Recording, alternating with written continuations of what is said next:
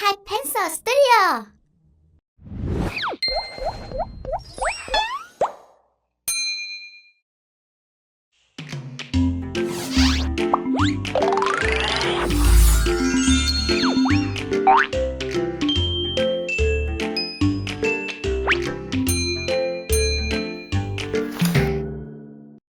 Tập 2. Đại chiến mì cay.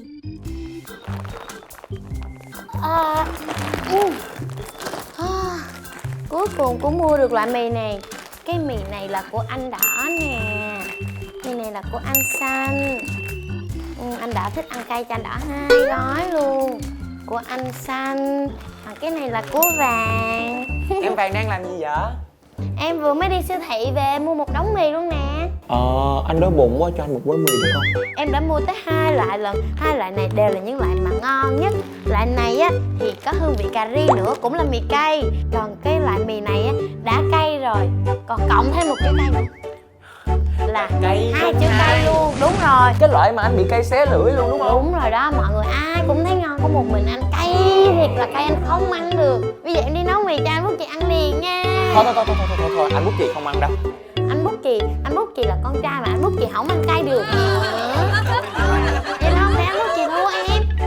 Đâu, Anh Bút Chì thua gà luôn. Anh Bút Chì nghĩ anh Bút Chì sẽ ăn mì cà ri á. Em nghĩ ra rồi anh Bút Chì ơi. Nghĩ ra trò gì? Phải chơi là phải chơi cho tới luôn nè.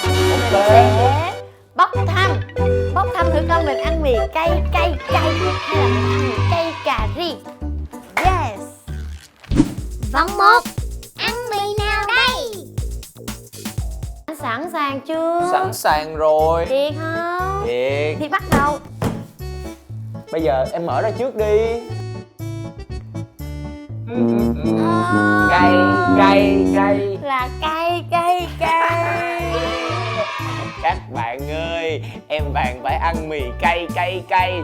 Chắc chắn lần này là anh Bút Chì sẽ ăn mì cay cà ri. Còn cho anh Bút Chì cũng ăn mì cay giống mình luôn. Anh Bút Chì phải ăn mì cay. Em thấy chữ gì đó rồi, em đã thấy một chữ cay rồi. Các bạn ơi, anh Bút Chì phải ăn luôn mì cay. Yes. Nếu như cả hai người cùng ăn một loại mì thì Vàng rất tự tin là Vàng sẽ chiến thắng anh Bút Chì. Các bạn nhớ cổ vũ cho anh Bút Chì nha. Các bạn cổ vũ là anh Bút Chì sẽ ăn được luôn mì cay. Trong cuộc chiến này, em Vàng tự tin hết sức luôn. Yeah. 2 tô mì đã sẵn sàng. Vậy thì ngay bây giờ là Vòng 1. Đại chiến mì cay. Rồi để thử nha. Sẵn sàng chưa? bây giờ làm ơn cho 30 giây đi nè. 3, 2, 1, bắt đầu.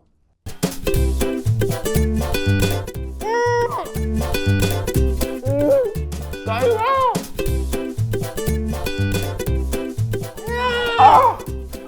Chết rồi, cay quá. Ăn không ngồi nó cay như vậy luôn á. Nhưng mà ăn Bút Chì sẽ chiến thắng.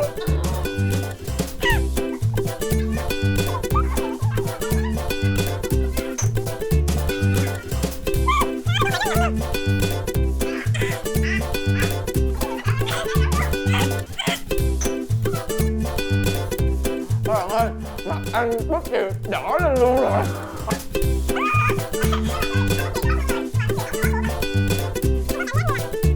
Tất cả ớt trên cuộc đời này đã được hái và bỏ vào tô mì của em.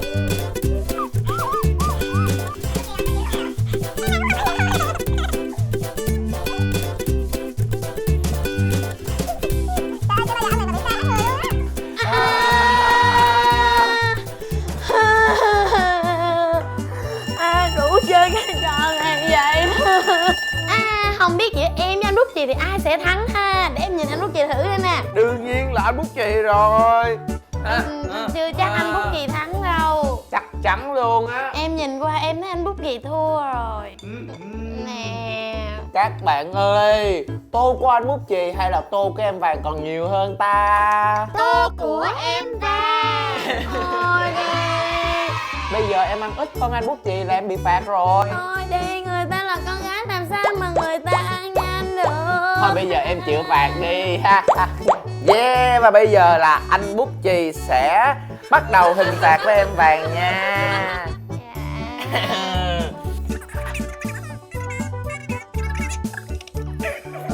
Sao vậy? Sao anh Bút Chì cười nhiều vậy? Bây giờ em thử quay qua cho các bạn xem đi. Các bạn ơi, nhìn có giống mèo không? Con mèo dễ thương mà đúng không các bạn? Vậy là anh Bút Chì vẽ xấu cho em rồi. Đâu có, tại vì anh cố tình thôi. Anh ngầm em tham nữa. Nhõng nhẽo gì?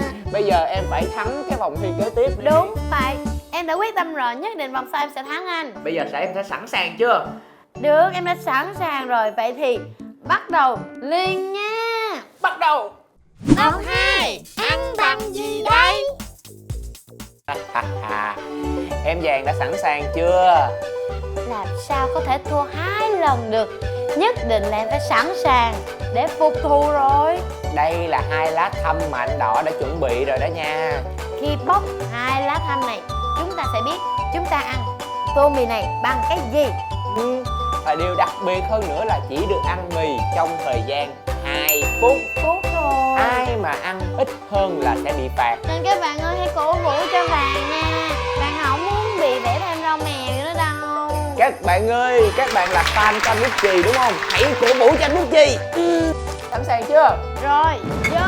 Bắt đầu. Để xem nha. Anh Bút Chì sẽ ăn bằng ống hút. Ten ten ten ten. Em phải ăn bằng tay. Yeah. Các bạn ơi, anh Bút Chì sẽ ăn tô mì cay này bằng ống hút. Như vậy đó, cho còn bé Vàng sẽ phải ăn bằng tay.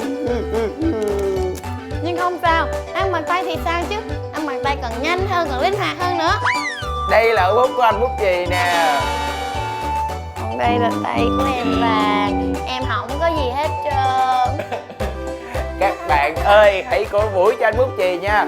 Vì anh Bút Chì chắc chắn là anh Bút Chì sẽ chiến thắng luôn. Sẵn sàng chưa? Em Vàng cũng phải cố gắng hết sức, không thể để thua được. Em sẵn sàng rồi. 3, 2, 1, bắt đầu. Tay quá. Cái cảm giác này. Các bạn ơi, tới bây giờ anh Bút Chì còn chưa bóc xong nữa. Lấy được rồi này các bạn. Vàng con gái mà bây giờ là phải ăn bắp luôn các bạn. Cay quá. Cay quá.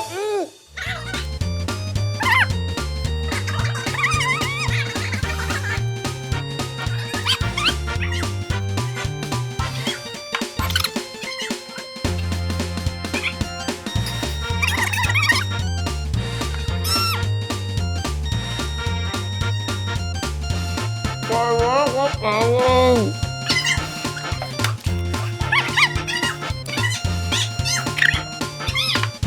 Quá.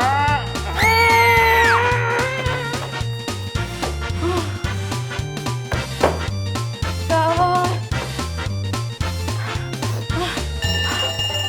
Các bạn ơi, nghĩ sao mà ăn được bằng ống hút vậy trời. Cứ tưởng là có ống hút sẽ lợi thế. Nè, Ai bóc ngờ lên tôi rớt đâu. xuống ngoài luôn. Thì ra đó là lý do làm cho anh Bút Chì không ăn được.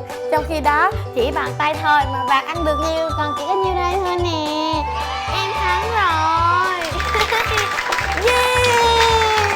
Yeah. Dù là thương anh nhưng phạt em vẫn phải phạt thôi. Đầu tiên em sẽ vẽ một cái. Các bạn ơi, nhìn kìa. Em Vàng nói thương anh Bút Chì mà lại đi hình phạt với anh Bút Chì kìa. Em chỉ làm cho anh Bút Chì dễ thương hơn thôi. Nhìn anh Bút Chì có kỳ không? Anh Bút Chì còn chưa thấy được không biết mình như thế nào nữa. Bạn nào ủng hộ em Vàng thì hãy cùng là lớn tên em Vàng nè. Em Vàng, em Vàng, em Vàng. Anh Bút Chì, anh Bút Chì, anh Bút Chì, anh Bút Chì, anh Bút Chì, anh Bút Chì. Em Vàng thắng anh Bút Chì. Nhất định vòng 3 chúng ta sẽ tìm ra được người thắng cuộc. Vòng 3, ăn cùng gì đây? Anh Bút Chì với lại em Vàng, mỗi người sẽ chọn ra 4 topping và chúng ta sẽ trộn vô mì này và ăn hết luôn. One, two, three. One, two, three. Anh luôn chiến thắng. Anh sẽ chọn bịch topping này. Rồi. Em tò mò cái đó là gì quá à. Không, cái này là bánh cua. Yeah. Đây là một món anh rất thích. Ăn mì gói với bánh cua. Món này lạ ha. Vì người ta hay gọi mì gói là mì tôm. Bây giờ anh có mì cua luôn. Có mì cây cua. Bóc đi kìa em Vàng ơi. Tới em đó. 1, 2, 3, 4. Em chọn vịt. Này.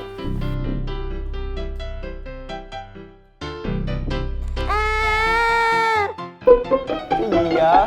Kẹo đúng không? Nó không ngọt cái kẹo đâu anh Bút Chì. Là ổ quà đó. Chết rồi. Khổ qua đắng lắm, làm sao mà ăn được. Nhưng mà bánh cua rất là ngon em Vàng ơi. Khổ qua đắng quá. Bánh cua ngon quá. Em lại thích số 4 thì em sẽ Chọn số 4 tiếp đúng không? dạ. Lát nên sẽ chọn Nó số 3. cũng nặng luôn. Thì để anh coi giùm cho. Ý, cái này là cái món anh rất là thích luôn nè. Em có thể đổi cho anh không? Wow. Ăn mì cay với rau câu hả? Ăn mì cay với rau câu Ngon và mà. khổ qua hả? Anh Bút Chì chọn đi. Trong thời gian em sẽ bỏ rau câu ra trong dĩa của em. Vậy anh Bút Chì chọn nha. Anh Bút Chì chọn cái này. Đây. Để em coi giùm, để em coi giùm cho anh Bút Chì. Ồ, anh Bút Chì may mắn quá nha. Lại là một loại bánh nữa. Lại là món anh Bút Chì rất là thích ăn. Đó chính là bánh quy. Anh chọn cái này. Cái này nó cũng rất là nhẹ luôn các bạn ơi. Cái gì chị ta? Anh thấy nó rất là ngon rồi đó. Nghe là có mùi thơm rồi. Mùi của cái gì quen lắm. Em nấu ăn em hay dùng lắm nè. Mùi của Cái này anh cũng rất là thích ăn. Đó chính là con vuốt. wow, đúng rồi. Nhưng mà mì cay mà mình ăn với bánh quy xong mình ăn với tép thì nó hơi kỳ. Em mới là ghê á. Mì cay, có rau câu rồi có khổ qua nữa. Anh nghĩ em nên chọn Một, cái này nè. Chọn cái này đi, chọn cái này nè. Ba, Không, chọn cái số 1 đi em. 2, 1. Chọn số 1. Số 1 hả anh Bút Chì? Em chọn số 3. Anh Bút Chì đang háo hức để được ăn dĩa mì của mình. Em Vàng ơi, để anh coi giùm cho. Em Vàng ơi, anh Bút Chì rất là thương em Vàng. Đây không phải là kem đánh răng. Các bạn ơi, đây là gì nè? Wasabi. Thấy chưa? Các bạn còn biết đây là wasabi.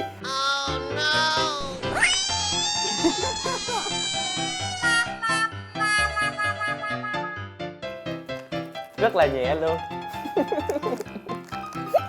Mình cùng mở ra luôn đi. Dạ.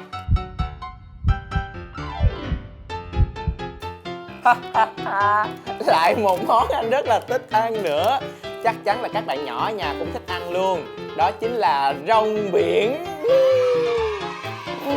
Cái Ngon quá em Vàng ơi. thiệt ra em cũng thích ăn nhưng mà bỏ vô đây thì nó hơi kỳ kỳ. Cái món này anh thích lắm nè. Milo. Em Vàng ơi, em sẽ phải ăn Milo với lại mì hả? Đúng rồi. Em cảm ơn anh Bút Chì. sẽ đổi ra giúp em nha. Dạ. Rất là Milo luôn. Vậy là món của em ngon lắm nha. Mà còn bổ nữa. Topping mà em chọn được á, đúng là cái nào cũng ngon nhưng mà kết hợp lại với nhau nó ghê ghê. Em Vàng ơi, anh nghe có mùi thơm luôn á. Mùi thơm của Milo đó. Đúng rồi. Mì cay mà nghe mùi thơm của Milo đó. Em phải cố gắng lên nha. Em phải ăn hết á. Không là em thua á. Em có sợ thua không? À không. Nhất định em sẽ thắng. Dĩa mì của em bây giờ vừa có rau nè, vừa có rau câu nè, lại có mì ngon nữa, lại còn có nước sốt wasabi. Dĩa mì của anh có tôm nè, Có tôm, có cua nè, cua, có bánh quy, có bánh quy nữa. có luôn cả rong biển nữa. Wow. Mà quan trọng hơn là bây giờ mình phải bắt đầu vòng thi thứ 3 để coi coi ai ăn nhanh hơn, đúng không? Em đã sẵn sàng chưa? Dạ em đã sẵn sàng rồi. Các bạn ơi, các bạn có thấy dĩa mì của anh Bút Chì hấp dẫn không? Các bạn nhớ cổ vũ cho anh Bút Chì các bạn nha. Cổ vũ cho cả em Vàng nữa. Rồi, sẵn sàng chưa? Sẵn sàng. 3, 1, bắt đầu. Không thể ăn được. Không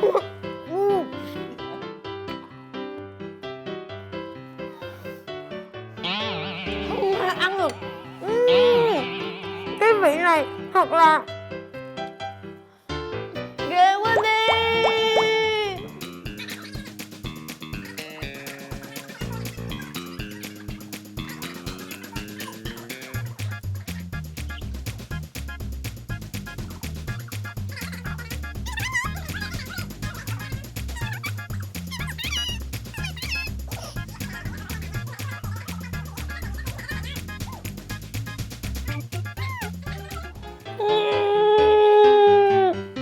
Anh Phúc chị ơi, em ăn xong rồi. Ủa sao em bạn nhanh quá vậy? Tại vì nãy giờ anh Phúc chị cứ bận tận hưởng bữa ăn của mình, cứ nói cho các bạn biết là bữa ăn của mình ngon như thế nào đó.